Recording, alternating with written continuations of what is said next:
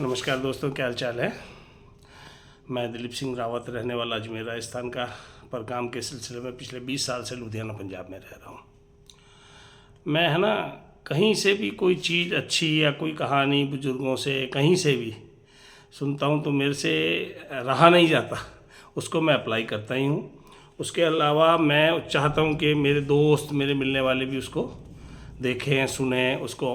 कहीं एक बंदे की ज़िंदगी अगर छोटी सी सीख से बदल जाए, है ना।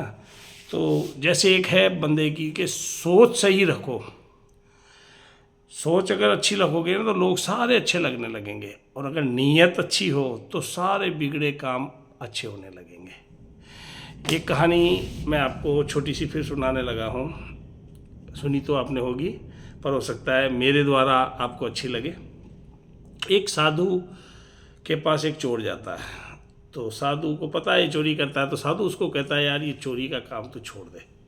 बोले नहीं साहब, ये तो मैं नहीं छोड़ूंगा, इसके अलावा कोई काम बताओ। बोले चल, इसके अलावा तू भगवान से प्रार्थना करना, मंदिर जाना, हाथ जोड़ना शुरू कर दे।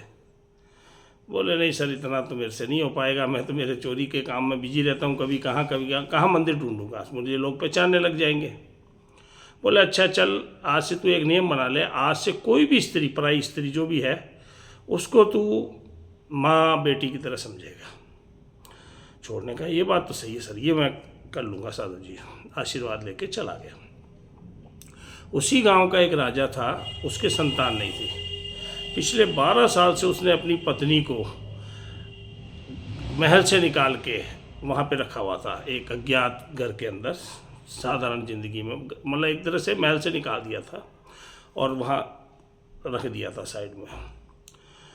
उस पर रखवाली करने के लिए उसने सादा वेश में सैनिक लगा दिए थे। चोर ने देखा, यार ये घर सुनसान रहता है, इसमें कोई है नहीं, वो तो अपने प्रोफेशन के हिसाब से चोरी करने के लिए गया। अंदर गया, रानी ने उसको देख लिया तो उसने हाथ जोड़ के माफ़ी मांगी, भाई मैं तो चोर हूँ, मुझे माफ़ कर दो। बोले ठीक है, मैं रानी हूँ, तुम काहे से आए हो। बोले जी मैं ऊँट लेके आया हूँ। बोले ठीक है, ऊँट से तुम दीवार चढ़ के आए हो, कोई बात नहीं, मैं तुम्हारे ऊँट को सोने चांदी से भर दूंगी, बट तुम मेरी एक बात मान लो।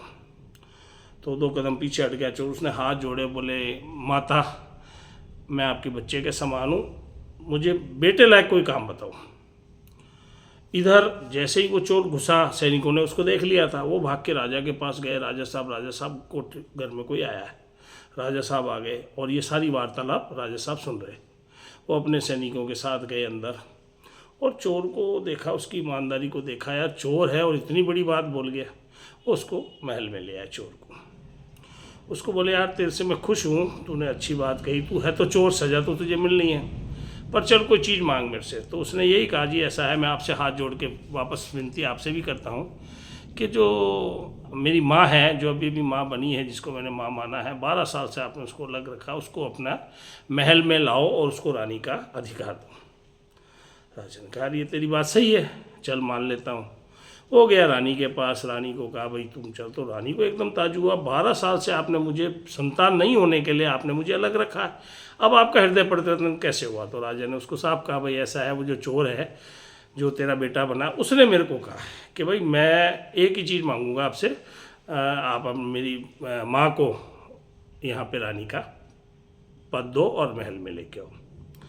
तो रानी को भी अच्छी लगी बात, बोले मैं चलूँगी महल में, पर मेरी भी एक शर्त है, आप राजा हो कोई बात नहीं, मेरी शर्त पूरी करो। बोले वहाँ बताओ क्या शर्त है।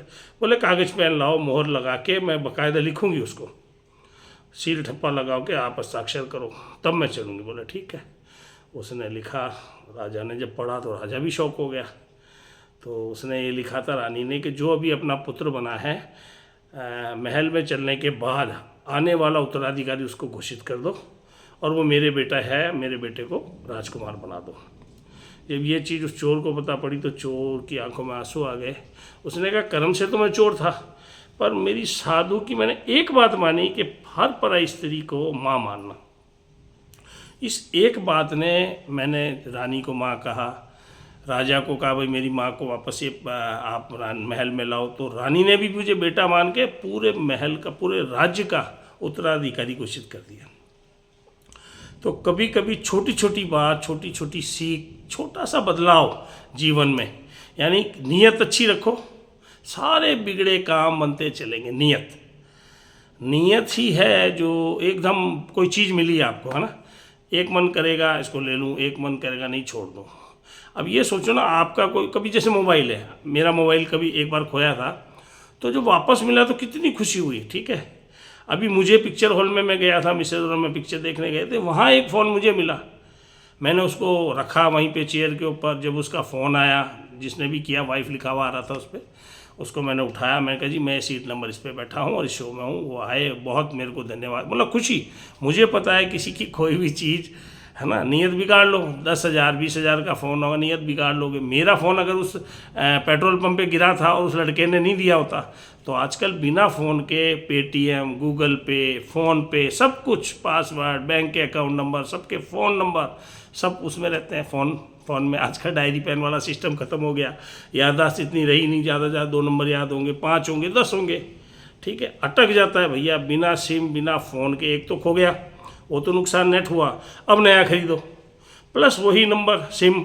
अगर मैं राजस्थान का सिम है मेरी और मैं पंजाब में हूँ, तो मुझे राजस्थान जाके वापस सिम मिलेगी, आधार कार्ड सारा वो देख के।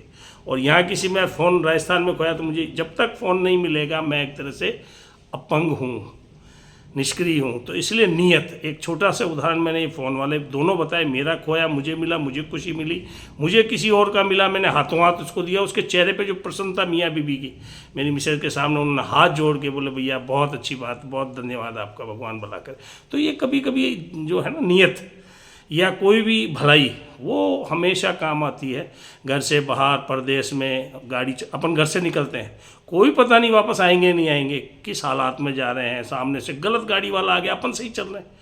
नियत, कर्म और अपन किसी का भला, ये 3 चीज़ हमेशा साथ चलती है। ठीक है दोस्तों, नमस्कार।